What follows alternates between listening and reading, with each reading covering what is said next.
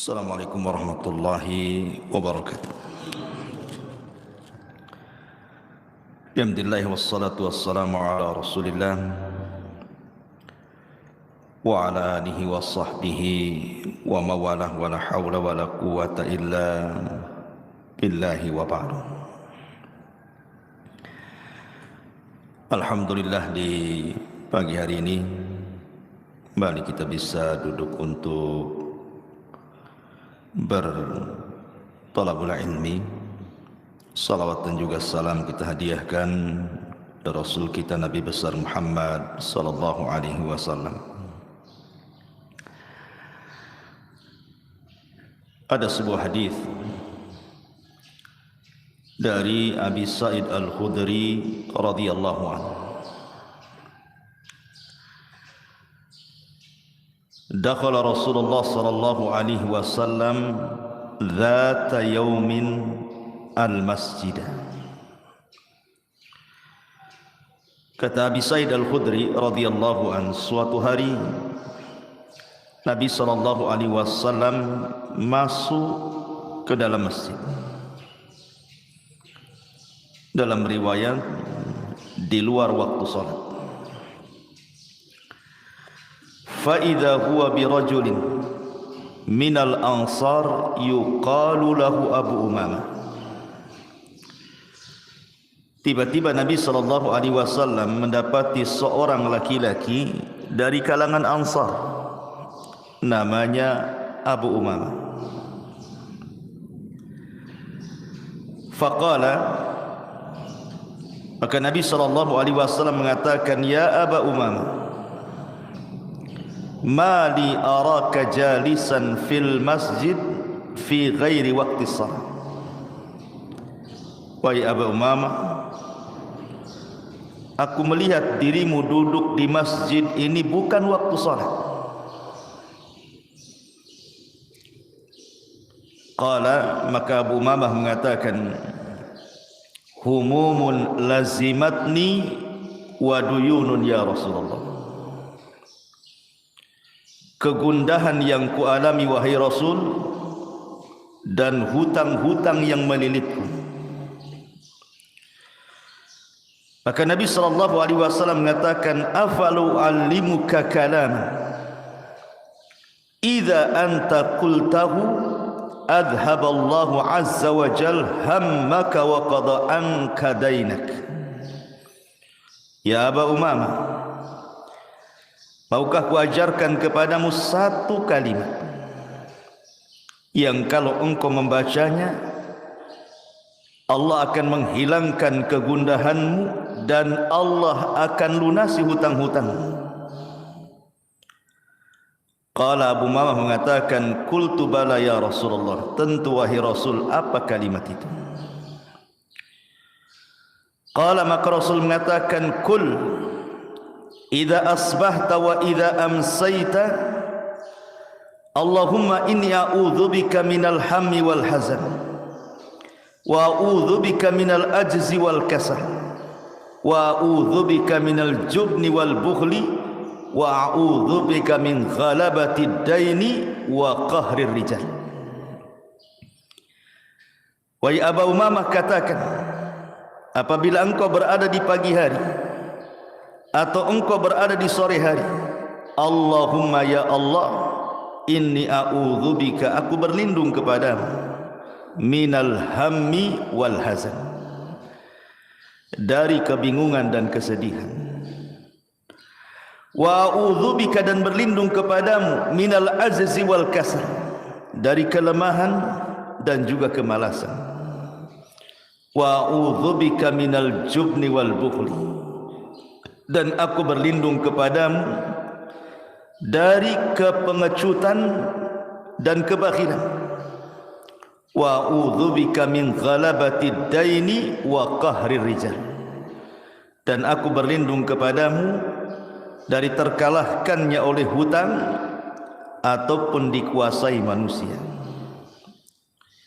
Qala, maka Abu Umamah menceritakan, fa fa'altu dzalik, aku pun mengikuti saran Nabi. adhaballahu azza wa jal hammi wa qada anni daini. Maka Allah subhanahu wa ta'ala menghilangkan kegundahanku dan Allah lunasi hutang-hutangku. Riwayat ini sebagian ulama melemahkannya, kan ada seorang rawi namanya Ghassan, dan Al-Hafidh Ibn Hajar mengatakan layyinul hadis, hadisnya lemah.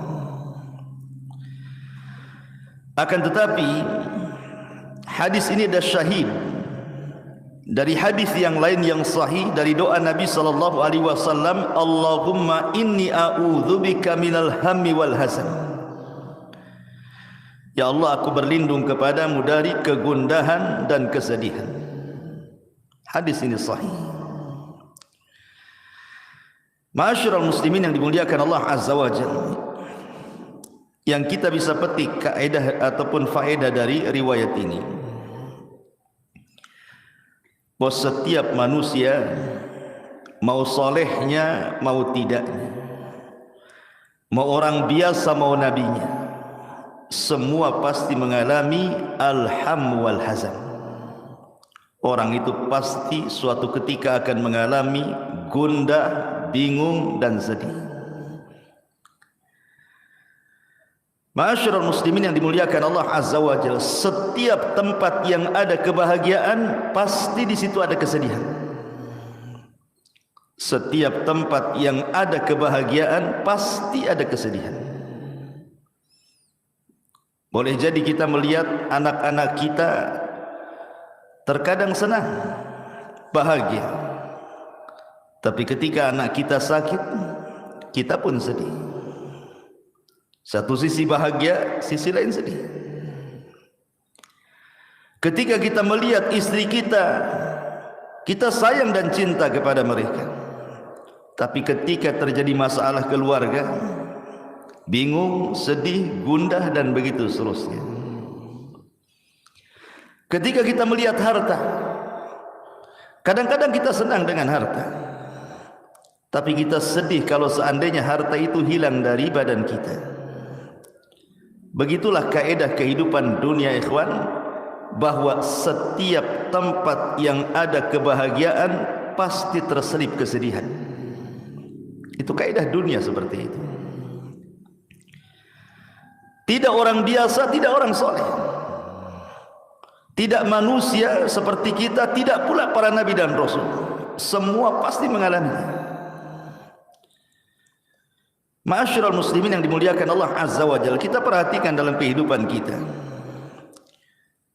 terkadang ada orang sedih karena kehilangan anak. Anaknya tidak mati, boleh jadi dia pergi dari rumah bertahun-tahun tak kembali, sedihlah orang tua. Boleh jadi sedih itu karena sempitnya ekonomi, susahlah dia cari kerja ke sana kemari, itu tak dapat, bingung, gundah, sedih. Atau juga masalah keluarga, bertengkar suami istri, sedih, bertengkar dengan tetangga, sedih. Atau boleh jadi karena kematian, seseorang ditinggal mati orang yang dicintainya, entah orang tuanya, entah istrinya, entah anaknya, pasti akan sedih, akan gundah. Atau boleh jadi memikirkan sesuatu yang belum terjadi, masa depan. Kadang-kadang sudah bingung duluan nih, macam mana masa depan anak saya, macam mana masa depan ekonomi saya, apakah hutang-hutang ini bisa saya lunasi atau tidak, stres dia. Itulah penyebab kesedihan. Atau kadang-kadang sakit. Orang sakit itu jauh lebih sedih, lebih galau ya dibandingkan orang sehat. Atau boleh jadi seseorang menghendaki sesuatu tetapi tidak tercapai pula sesuatu itu, sedih juga kadang-kadang. Atau boleh jadi seseorang teringat dengan masa lalu, terkadang sedih juga mengingat masa lalu itu. Atau boleh jadi seseorang itu sedih karena ucapan manusia. Mungkin manusia menggibah dia, memfitnah dia, menghina dia, merendahkan dia, sedihlah dia. streslah dia, gundahlah dia. Atau boleh jadi ma'asyiral muslimin yang dimuliakan Allah Azza wa Jalla, kita sedih entah karena sebab apa, terkadang tanpa sebab tahu-tahu sedih. Ma'asyiral muslimin yang dimuliakan Allah Azza wa Jalla, namanya kebingungan, kegundahan, kesedihan itu masuk dalam semua perkara. Masuk dalam semua perkara. Kita lihat anak-anak, di situ juga dimasuki kesedihan. Lihat istri, dimasuki kesedihan. Lihat harta, dimasuki kesedihan. Lihat kawan, dan begitu seterusnya. Setiap tempat yang di dalamnya ada kebahagiaan terselip kesedihan. Itu sebuah keniscayaan. Ma'asyiral muslimin yang dimuliakan Allah Azza wa Jalla, tentu dengan melihat hadis ini ada pelajaran besar bagaimana Abu Umamah yang awalnya sedih jadi bahagia. Awalnya dia mengatakan di hadapan Rasul, humumun lazimatni wa duyun. Rasul, aku ini bingung, gundah hati dan sedih karena hutang-hutang menumpuk di kepalaku.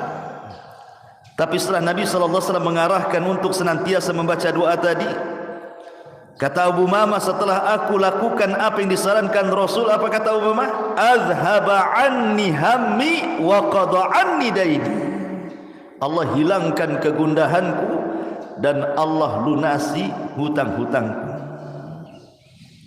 Dalam setiap kesedihan itu pasti ada nikmat yang tersembunyi, ikhwan. Dalam setiap kegundahan hati itu ada nikmat yang terselubung. Terkadang manusia tidak memikirkannya. Kalau seseorang itu tidak sedih, dia tidak akan merasakan nikmat bahagia. Orang kalau tidak pernah galau, tidak pernah gundah, tidak pernah sedih, tidak akan merasakan nikmat bahagia. Orang kalau tidak pernah sempit kehidupannya, tidak akan pernah merasakan nikmat lapang. Sebagaimana orang yang sakit, kalaulah orang itu tidak pernah sakit, dia tidak pernah merasakan nikmatnya sehat. Coba kalau antum sakit, antum terasa, oh, orang sehat itu enak juga. Jangankan itu, sakitnya mungkin tidak seberapa, sakit kepala mamanya kan itu. Tapi sakit kepala, sakit sekali kepala ini. Baru teringat enaknya ketika tidak sakit kepala. Kan itu. Atau kalau orang tidak pernah merasakan kefakiran, dia tidak akan merasakan nikmatnya kaya. Orang kalau belum pernah fakir, dia belum pernah merasakan nikmatnya kaya.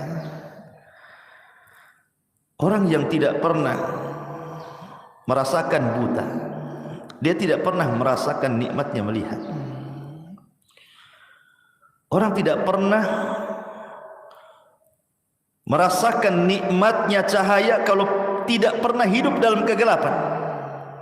Oh, enak juga cahaya ini, karena pernah mengalami kegelapan dia. Berarti taulah nikmat cahaya itu. Sebagaimana orang tidak pernah merasakan nikmat malam kalau tidak pernah berjalan di siang hari, atau mungkin sebaliknya. Begitu juga nikmat taubat. Orang tidak akan pernah merasakan nikmat bertaubat kepada Allah kalau sebelumnya dia tidak maksiat. Ma'asyiral muslimin yang dimuliakan Allah Azza wa Jalla, dan begitu seterusnya.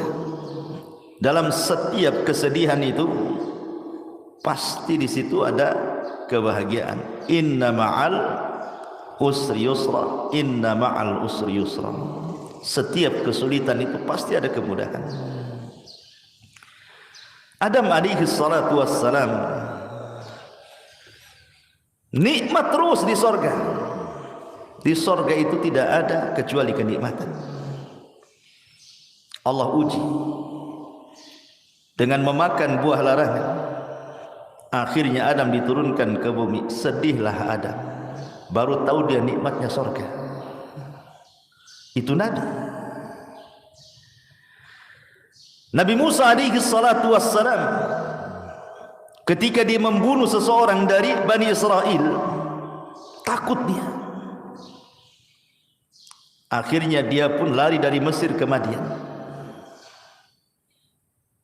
Kemudian di Madian dia mendapatkan ketenangan, bisa menikah, punya anak, kemudian pulang dijadikan nabi dan rasul. Berawal dari kesedihan, berakhir dengan kebahagiaan, diangkat jadi nabi dan rasul. Ayub alaihi salatu wassalam kurang apa? Tidak ada satupun nabi yang diberikan ujian seberat Ayub. Tidak ada. Tidak ada manusia satupun yang diuji seberat Ayub alaihi salatu wassalam sejak Adam sampai hari ini, bahkan sampai kiamat. Diuji hartanya habis, anak-anaknya mati, ditimpakan penyakit, dijauhi manusia, dibicarakan manusia, tapi Ayub tidak pernah mengeluh.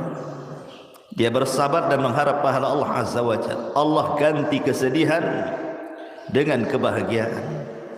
Allah datangkan kembali nikmatnya, lebih hebat dan lebih jauh, lebih berlipat ganda dibandingkan sebelumnya.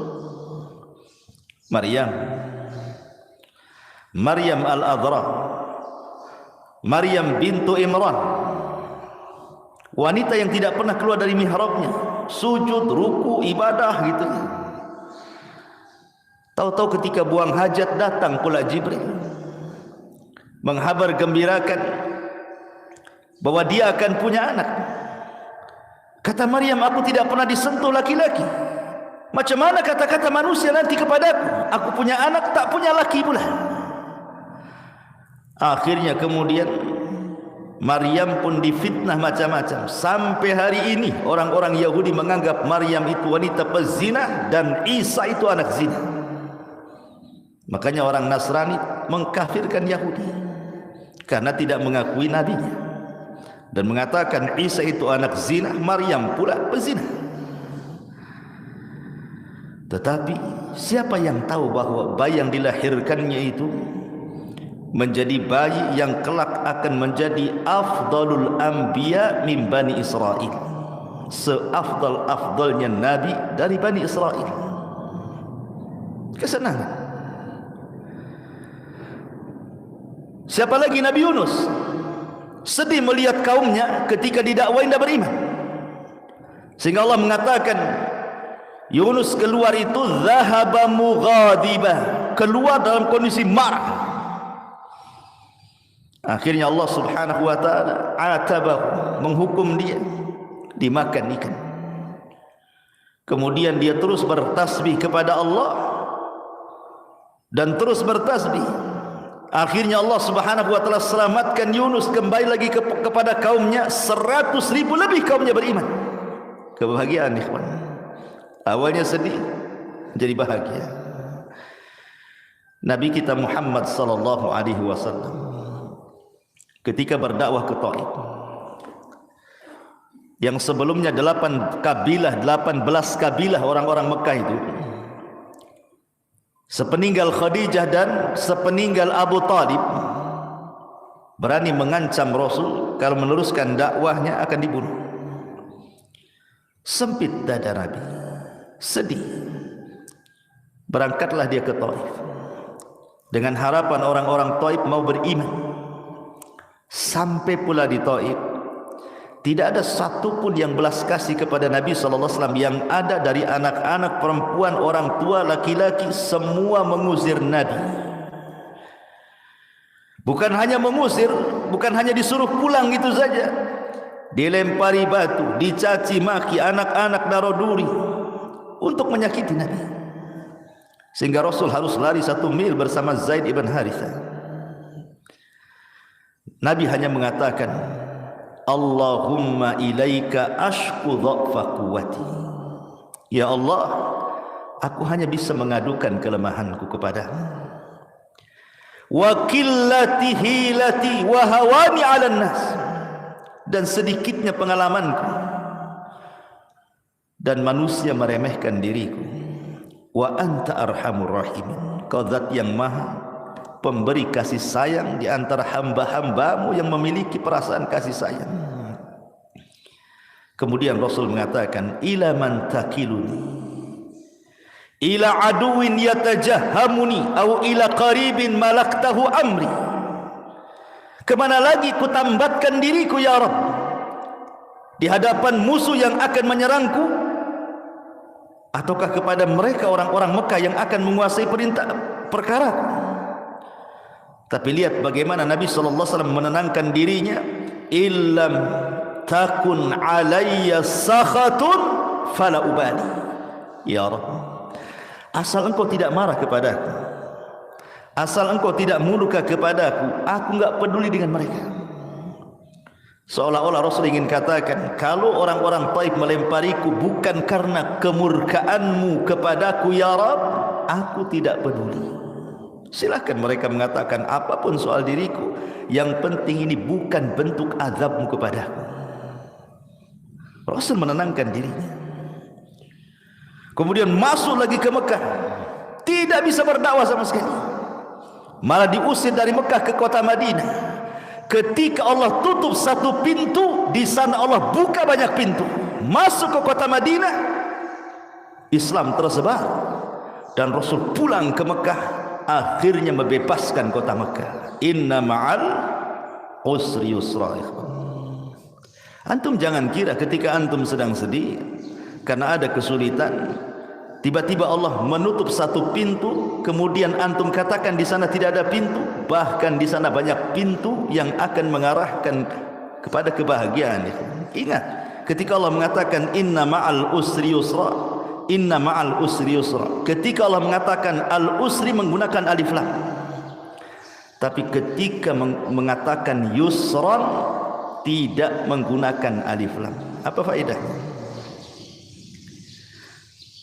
Alif lam itu menunjukkan ma'rifat, tapi tanwin itu menunjukkan nakirah. Itu belajar bahasa Arab. Di antara tanda-tanda isim ma'rifat, salah satunya dimasuki alif lam. Tanda-tanda isim nakirah, ketika kalimat itu ada tanwinnya, karena hilang alif lam muncul tanwin, hilang tanwin muncul alif lam. Begitulah matematika dalam bahasa Arab.